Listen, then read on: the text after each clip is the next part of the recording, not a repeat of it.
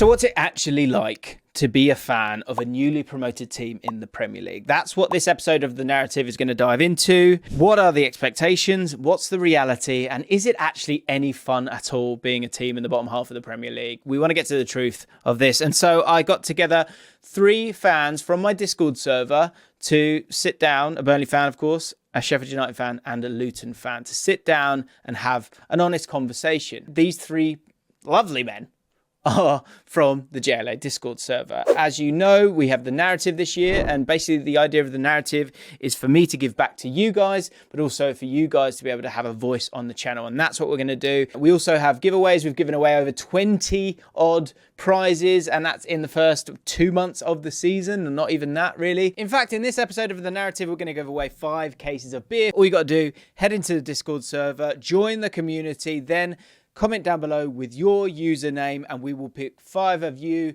JLA Discord members to win a case of beer. So it's an exciting time. If you want free stuff and you want to be a part of the channel on a deeper level, get yourselves involved in the Discord server, be a part of this community and be a part of the narrative. Massive apologies, but it was a new setup, so my audio isn't as great as it could be, but it's still listenable and it's still a great conversation. So hopefully you enjoy yourselves and enjoy what is a bit of an insightful one where people don't normally get the perspective of these 3 fans, Luton, Sheffield United and Burnley. Let me know your thoughts in the comments down below. If you enjoy this one, hit the like button and let me know what other conversations you'd like to hear on the channel. So once you got promoted, what sort of state were you in? Like, not, I don't mean sort of alcoholically. I mean, like, were you, for you, I would imagine, just utter bliss, excitement, can't believe it, right? 100%. I think, especially with our fan base, a lot of the fan base is older supporters. So they would have seen us when it wasn't called the Premier League, us in the top division then. Whereas now, you know, all those dreams of trying to watch us on Match of the Day and Sky Sports and that, now I can properly enjoy it. And now it's my time to enjoy, well, try to enjoy the Premier League season. So when you get, like, then a week past that, right, and you go, okay, right, we better assemble a squad, we have to get ourselves ready, and we have to get ourselves, like, emotionally ready for a Premier League season. What were the expectations going into it? What were your, you know, what are the hopes and dreams and the sort of general acceptance and understanding of Luton fans? I think a lot of it was just try not to do a derby. Just don't be that team that's broken the point record. And I think that's what everyone still thinks we're going to do, which I still find baffling now. I think, yeah, it's just give it a go. Like, don't just be a number and just try and compete as much as possible. We know we've got limited resources. We know we're probably a few years behind other clubs because of our like stadium. It's very limited to what we can actually do going forward. So until we get our new stadium, we know that we're trying not to be a number in obviously in the best league in the world. So as long as we can do that and give it a go, you know, if we go down, let's not be that 20th team. Let's try and be, you know, the 18th team, if that makes any slight difference, you know, and yeah, just try and enjoy it if it's only just for 1 year. Okay, Archie. So I think we're going to get through this. This is what I mean. 3 very different. I'm expecting 3 different elements to this. So Archie, obviously Sheffield United had been in the Premier League, had an amazing season in the Premier League, and then got relegated the year after, and then have been able to make their way back in. So same question for the fans. You know, you get promoted a week after that. What are the expectations over the summer and the desires for the season ahead? Yeah. Well, can I just start off saying I'm very happy to be second in something and not 20th. But what I was going to say is I feel like the expectation initially when we first go up, I think we beat West Brom like with 3 games to go, and that gives us guaranteed promotion. And at that moment, I think the feel-good factor is unbelievable, right? And you feel like we're definitely going to stay up because our squad at that point was still like pretty good, I'd say. Like it was sort of a lower end Premier League squad, but definitely more competitive than what it is now. And then, say a week later, I'd say it's the same. But then over the summer, our business over the summer was so poor. I mean, we sold our 2 best players right before the season started. So from that moment onwards, I think negativity was sort of the only real opinion in the fan base. Some people a bit optimistic. But then you see like the starting lineup against Palace, first day of the season. I was at Bramall Lane that game.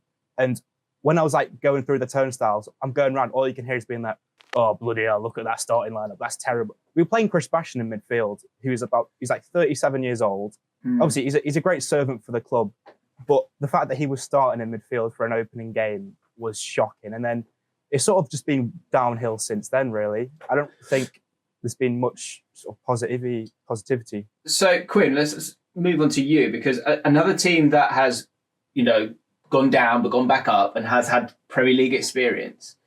A very different feel. Like, squashed the Championship last season. Did lose at home to someone, but it did destroy the league. That same question then, after winning, just to set the scene for you, the week after winning the league so dominantly, what were the expectations for Burnley?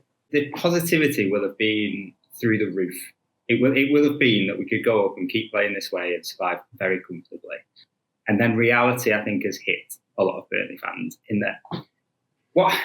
And I think that in a sense, what fans in general sometimes miss is the big picture. And I think if you look at what the owners are trying to do with the new project, I'd sort of put us somewhere between Brighton, Norwich, and not geographically. We're not Colchester. Brighton, Norwich, and Wolves. Right. In terms of their first experiences back in the Premier.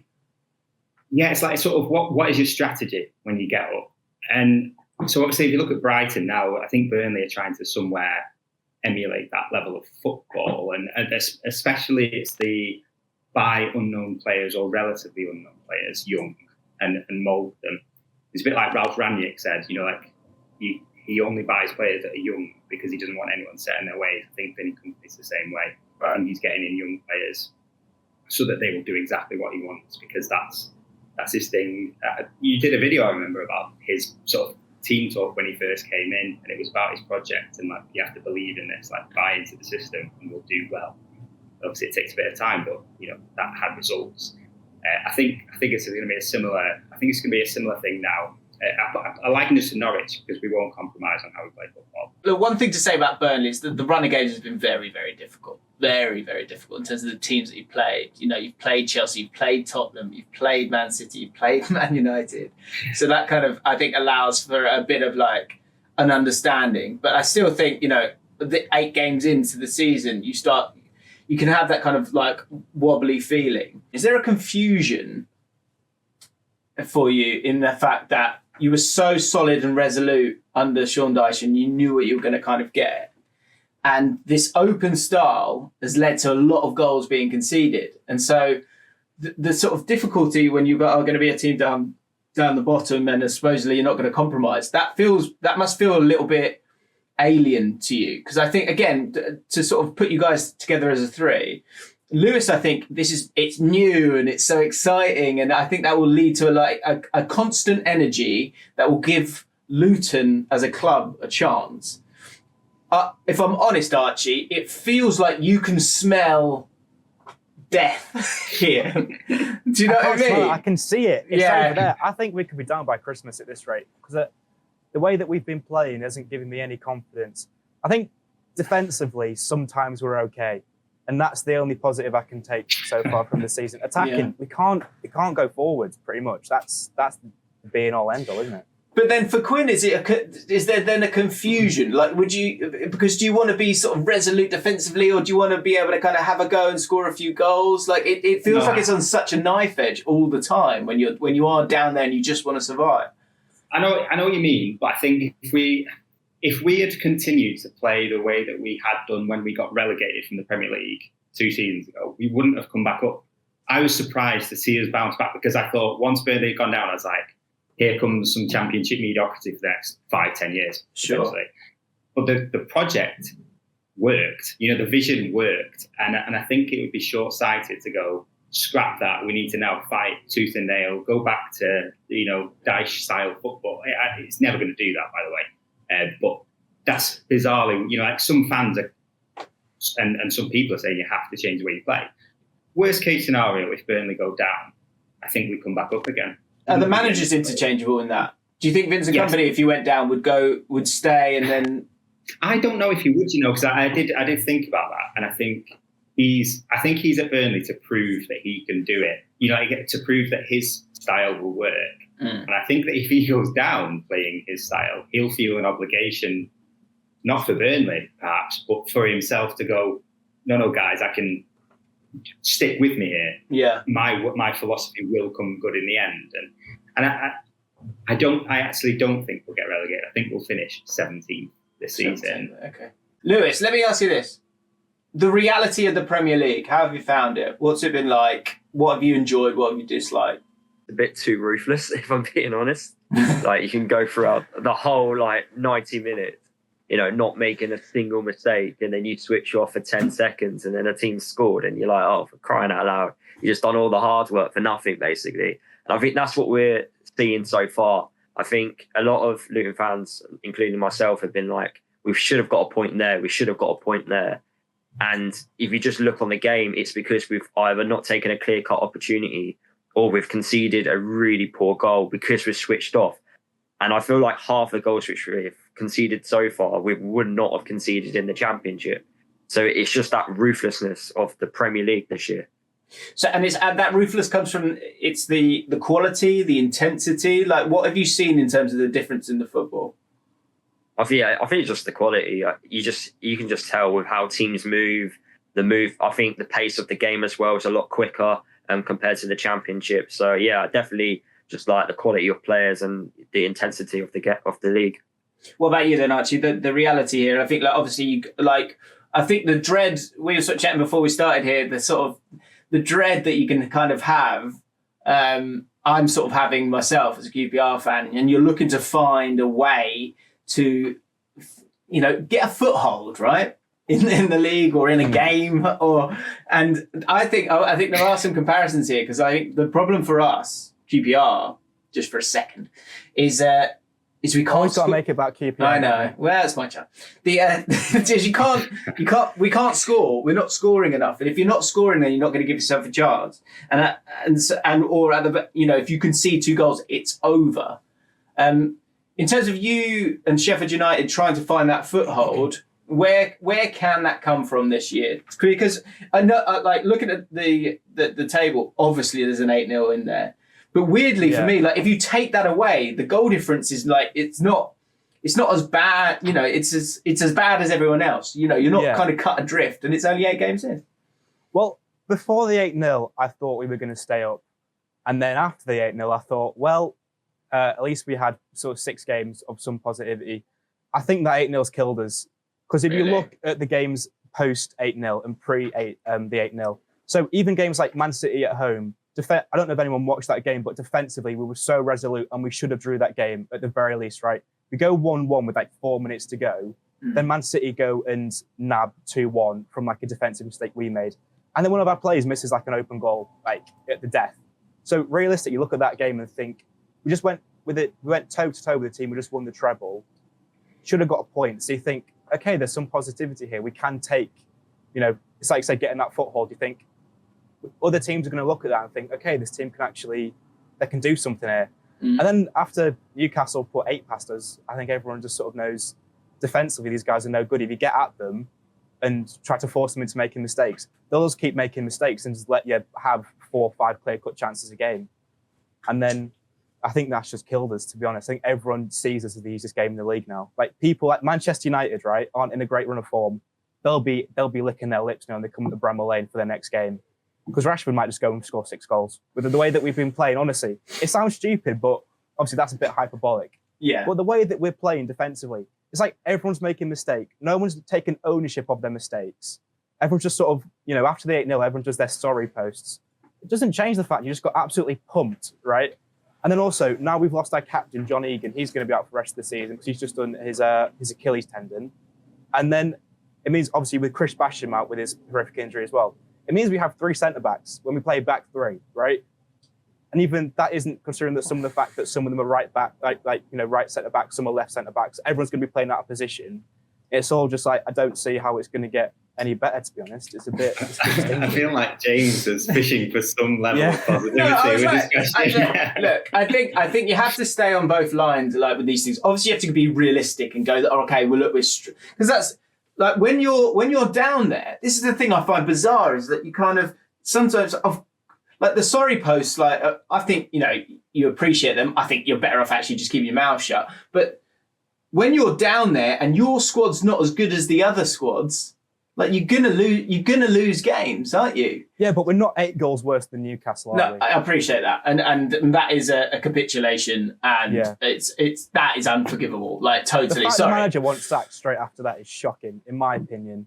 I don't think Heckenbottom, he did good to get us out of the Championship, but if you're losing 8-0 at home, you can't keep your job. I think it should be a pretty cut and dry situation. So with this, right? So the sort of what I want is a kind of open forum of like, okay, this is what it's like, right? Being a promoted side in the Premier League, because I think it is like suffocating, right?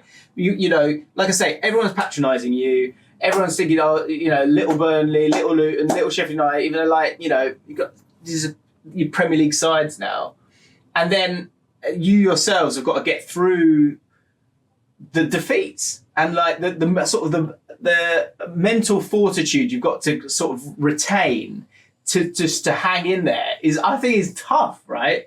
So what I wanted to kind of get to is like, what do you guys think that you need to stay up in the Premier League this year? Like broadly, like I understand because you need to be able to, and it sounds so obvious, you need to be able to score goals, you need to be able to concede less goals. But like, what if there were sort of 3 things that you could bump up for the rest of the season that you think would sort of sail you to safety?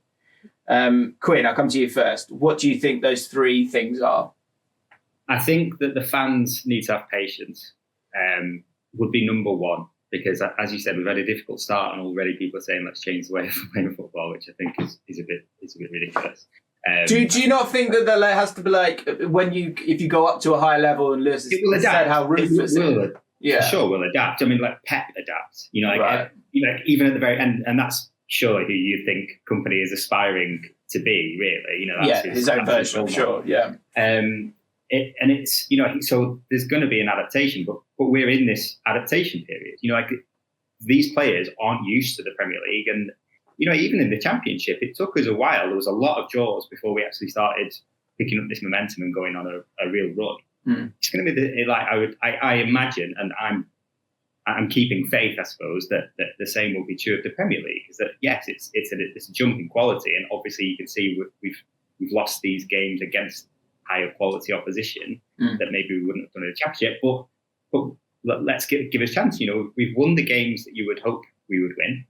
I think we should have I think if we'd have beaten Nottingham Forest with that VAR handball from Sander Berge that didn't get reviewed, or it did and it got ruled out, which was farcical. I think if we win that game, you're probably not looking at Burnley in the same way. You're going, you've done all right, and there's probably a lot more optimism. And I think it's that such fine margins for fans to suddenly lose hope. Let's stick with it. I think we've got to stick with it. Okay. So that'd be number 1.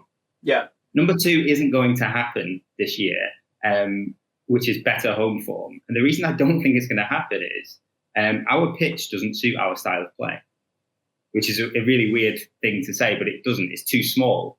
Right. We're an expand. If you want to play, you look at the teams who play similarly to the way we want to play with pressing and possession football.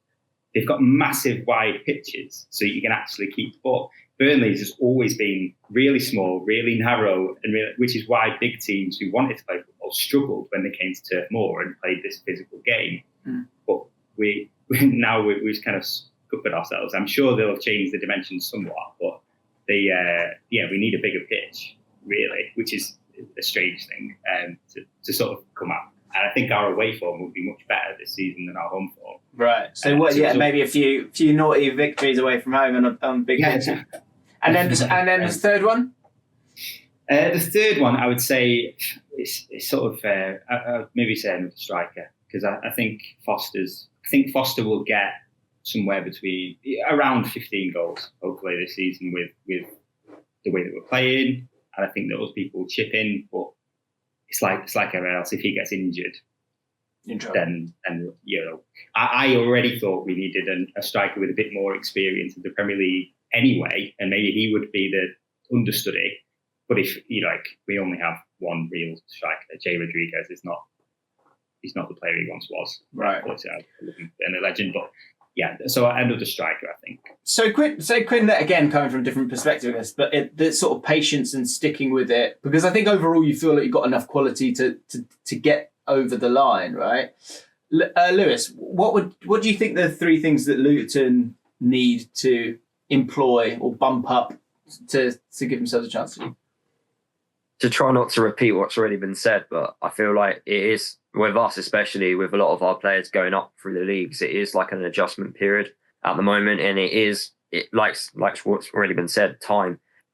Rob Edwards needs time. He's going to get that with us as well. Even if we go down, he's still going to keep his job, and he just needs. Well, the players need to be just to adjust to the Premier League, and when you've got players like Pelly Ruddock who've been with us since non-league. They're not going to understand the Premier League inside 8 games. They're going to. It may take until Christmas, and then even in the Championship last season, it took until Christmas, and that's when we started going on our run of form, and that's what got us there. Is that the date then? That's what I was intrigued by. That you're both saying time. When's time up? Is time up Christmas then? Because that's halfway through the season, isn't it? Yeah. Well, for Luton, we've always been slow starters. Every time when we won League One, for example, our unbeaten run started late October, early November time. Same in non-league. League Two, I think we were quite dominant, but then we fell short. And then in the Championship, it started in Christmas. So going by history, we need a couple of months. But you can already tell from these 8 games that we are getting better. But it's going under the radar a little bit. And because everyone sees an L to our name, they're just going on the Luton bandwagon of, they're going to go straight back down. They're the worst ever Premier League side. Whereas if you just end the season right now, we stay up for another year. So I feel like, it is time. And I think we're also learning about not relying on the officials, especially with all these VAR stuff and that. That's why I kind of loved no VAR last season in the Championship, because whatever you put on the pitch, that was it. Whereas I think now, every game it feels like, right, that VAR decision was wrong. Why did the ref not give that?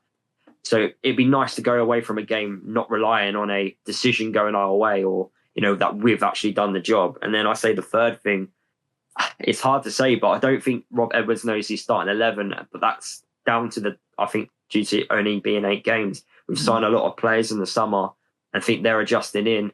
So he's kind of like trying to balance the new signings in and also the old boys.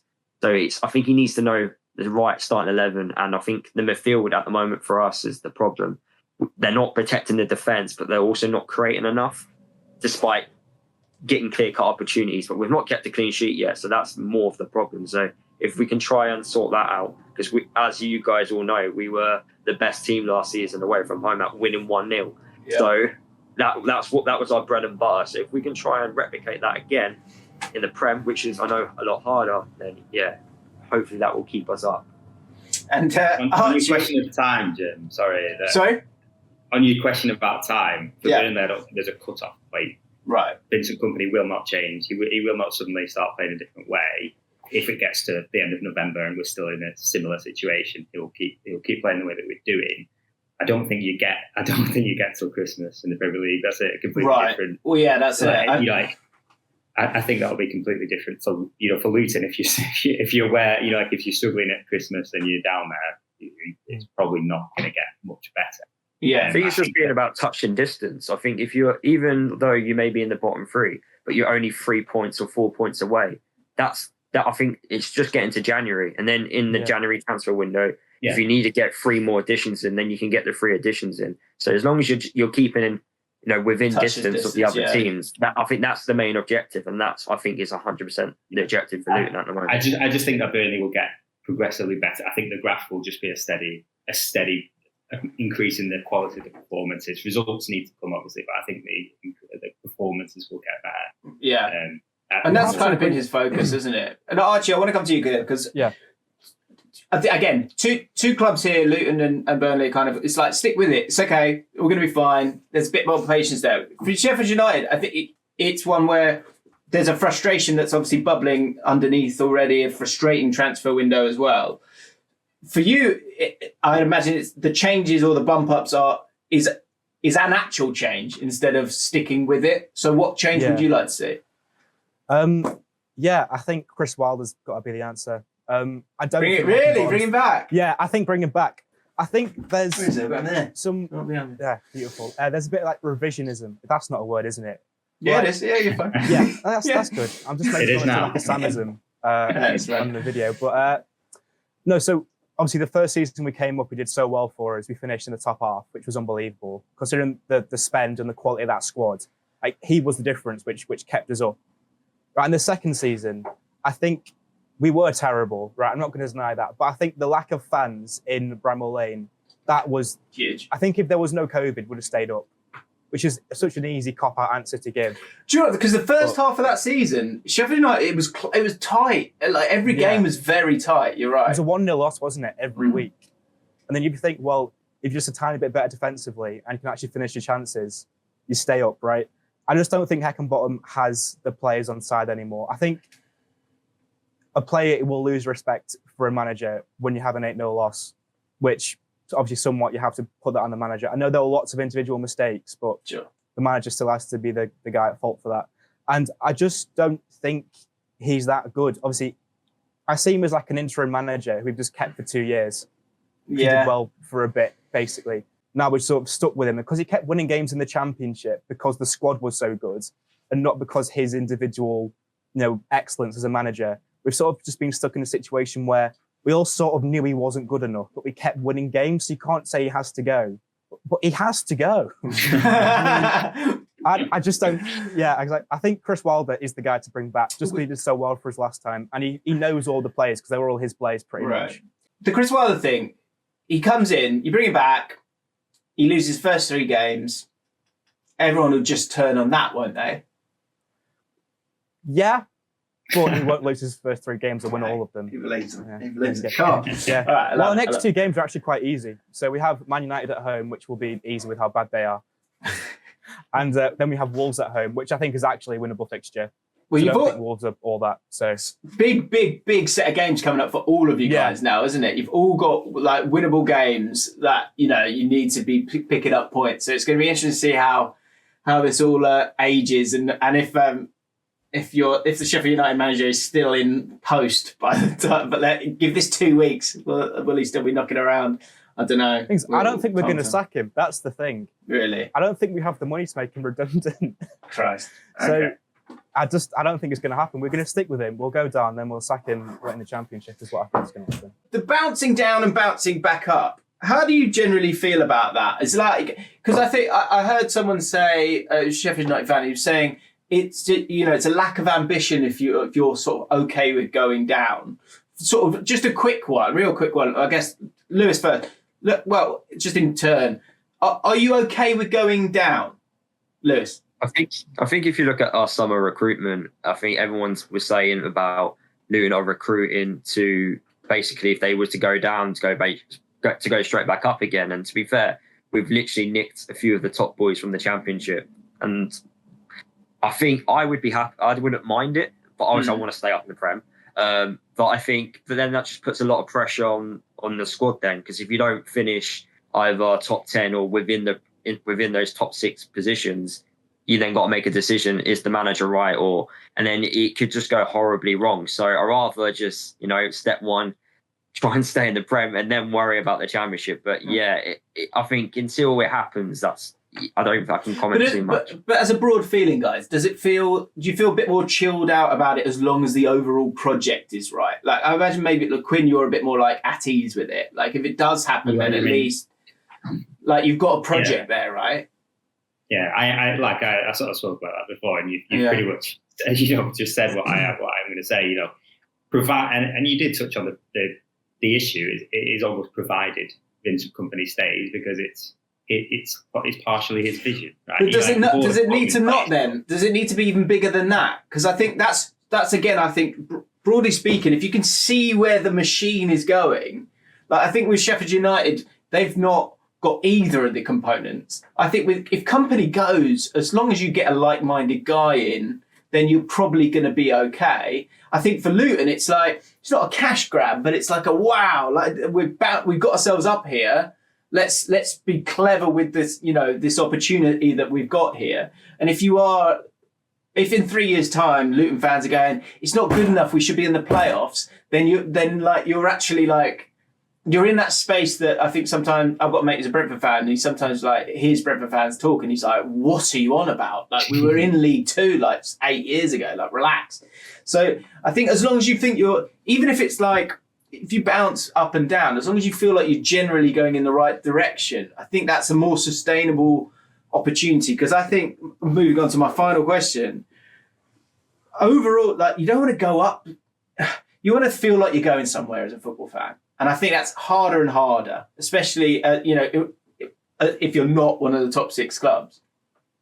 So if you are going to be, the teams you want to be are Brighton and Brentford, really, because like they're getting to a point where, Brighton could get in the Champions League this year. It's insane, right? And why can't Luton be Brighton? Why can't, Sheffield United be Brighton? Like, of course, Burnley, obviously. QPR. Why can't any of the teams be Brighton? It's there for you, but you need to feel like you're going somewhere. So my final question is it fun being in the Premier League? Archie? No, I hate it. I want to go back down. We actually win some games. Seriously? But the thing is that, the disparity in quality between the Premier League and the Championship means that if you don't go and spend big or you don't spend smart, you don't do well. And I don't really think we've done either, to be totally honest. So we have a Championship squad that would maybe finish 6th on a good season, maybe 8th, right? So I want to go back down to the Championship and win some games. Because for me, the Premier League, I sort of see it as it's like you said, people just talk down to you, like all the pundits just sort of brush over, newly promoted sides. I've talked about them all together, which I suppose that's what we're doing now, right? But but I'm giving you a moment each at least. Yeah. Because obviously you support a pretty bad club yourself, so you know how it feels to be. No, but you know what I mean. Like poor performing. You mean poor performing? I know what you mean. It's okay. Yeah, but I'm sure that you'd much rather be, in League One than be one of the worst teams in the Championship in history, surely. I'd rather be knowing where we're going in the Championship and struggling in the Championship. That's what I would want. But I think it's a season where you win 1 game, draw 5, and then go down, which I think Sheffield United are probably going to do. I don't think we're going to win more than sort of 3 games this season if it stakes how it sticks now. I'd rather be in a lower division and win like 15 games. Because at the end of the day, I don't care what division I'm in. I want to be able to celebrate goals and just have a bit of a laugh at the football. That's all I want. So it's not fun for me to go and watch. Fucking hell, mate. I know what you mean. Do you know what I mean? No, I do. I do. That's what I mean. I think the overarching feeling needs to be like we're going over there. And as long as you're going over there, 100%. I can take a season or 8 seasons of us not winning games. That's like my frustration right now is like we had the whole strategy in place and we've bottled it.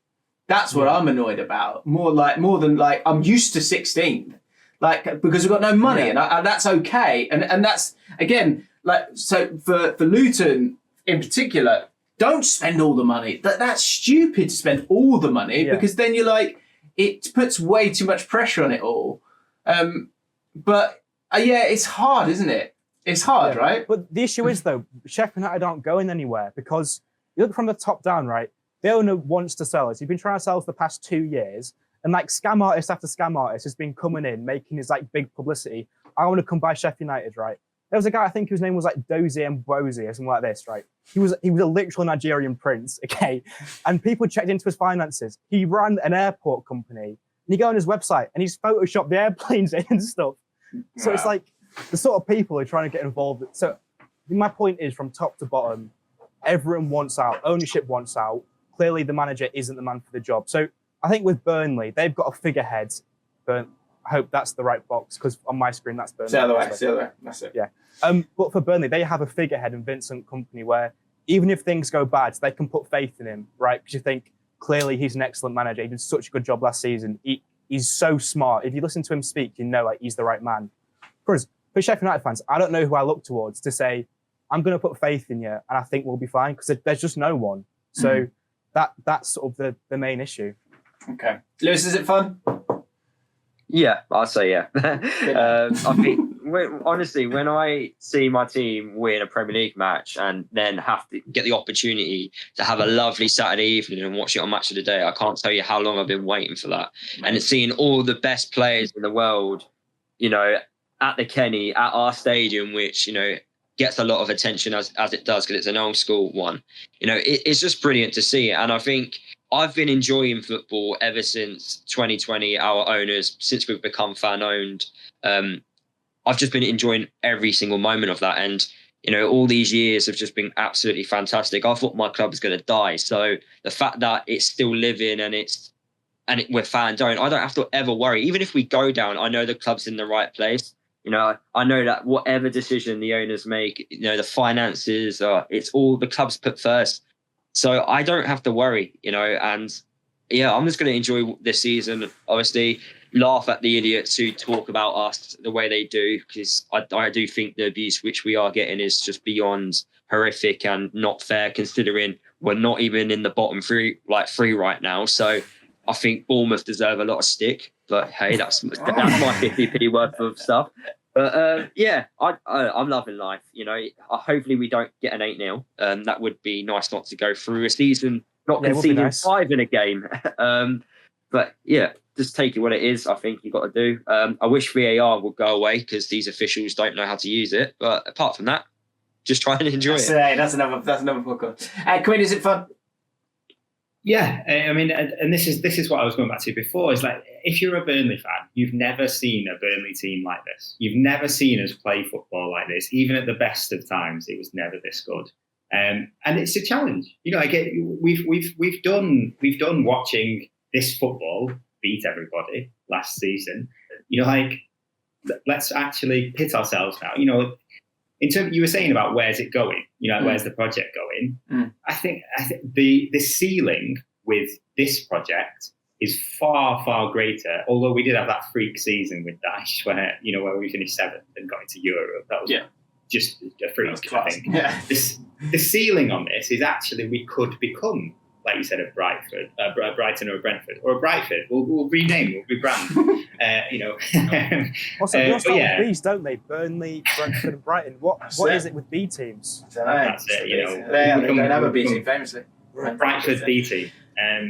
But yeah, it's fun because of the way that we're playing. I think if we were still playing the same football and struggling, I couldn't 100% agree with Archie that if you're a football fan that just wants to go and see your local team, play football, you don't want to be getting chanced every week because that's not fun. I remember, Flav said something like that with Tottenham. I don't want to go and watch them lose. I know what I'm going to see. It must be so hard to be a top 6 fan. I don't know how to do it, honestly. They battle through, don't they? Bless them. Boys, thank you so much. I really, really appreciate it.